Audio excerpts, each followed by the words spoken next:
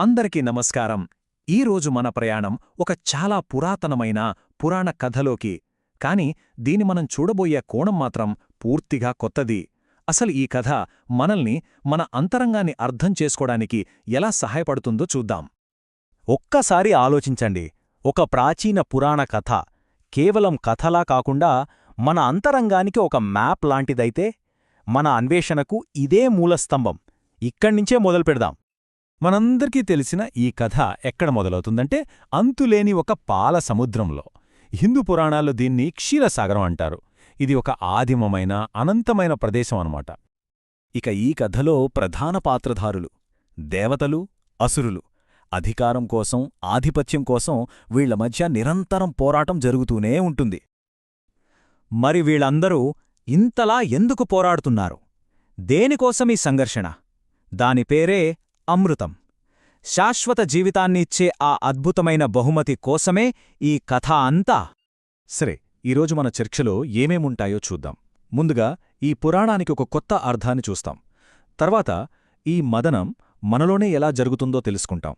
ఆ తర్వాత యోగ సంకేతాలు, దైవత్వానికుండే 3 మార్గాలు, చివరిగా అసలు లక్ష్యమైన ఆత్మసాక్షాత్కారం గురించి మాట్లాడుకుందాం. మనందరికీ తెలిసిన సముద్ర మథనం కథ ఏంటి? దేవతలు, రాక్షసులు కలిసి అమృతం కోసం పాల సముద్రాన్ని చిలకటం. అదొక మహాఘట్టం. సో సింపుల్గా చెప్పాలంటే, ఒక కామన్ గోల్ కోసం దేవతలు, రాక్షసులు టీమప్ అయ్యారు. మందర పర్వతాన్ని కవ్వంగా, వాసుకి అనే సర్పాన్ని తాడుగా చేసుకుని సముద్రాన్ని చిలికారు. పైకి చూస్తే ఇదొక గొప్ప టీంవర్క్లా అనిపిస్తుంది.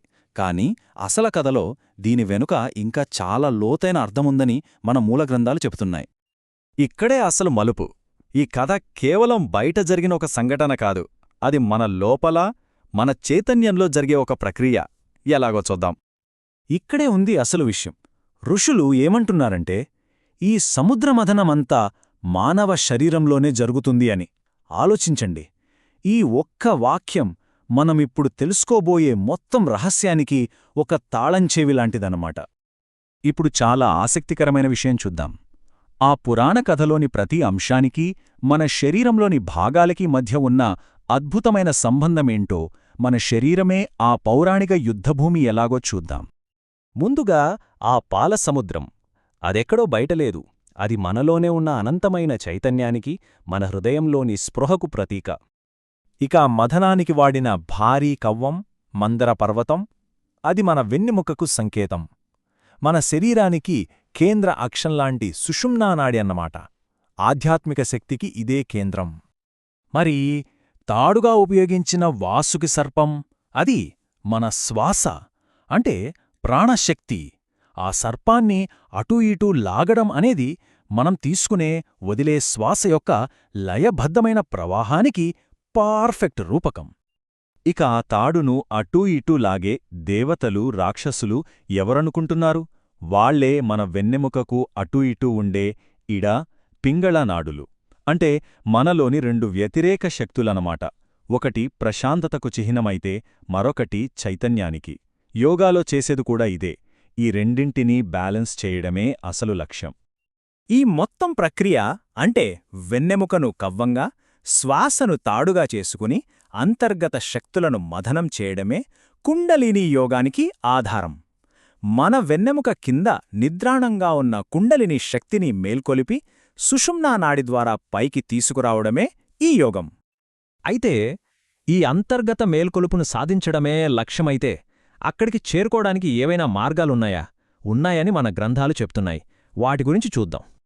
ప్రధానంగా ఆధ్యాత్మిక సాధనకు 3 విభిన్నమైన మార్గాలను ఈ గ్రంథాలు వివరిస్తున్నాయి. అవి దక్షిణమార్గం, వామమార్గం మరియు దివ్యమార్గం. వీటిని సింపుల్గా చూద్దాం. దక్షిణమార్గమంటే భక్తి, ప్రేమ, సంప్రదాయ ఆచారాలతో దైవాన్ని చేరడం. వామమార్గం కాస్త భిన్నమైనది. ఇది ఆధ్యాత్మికంగా ఎంతో ధైర్యమున్న వీరుల కోసం కొన్ని అసాధారణ పద్ధతులను ఉపయోగిస్తుంది. ఇక మూడోది దివ్యమార్గం.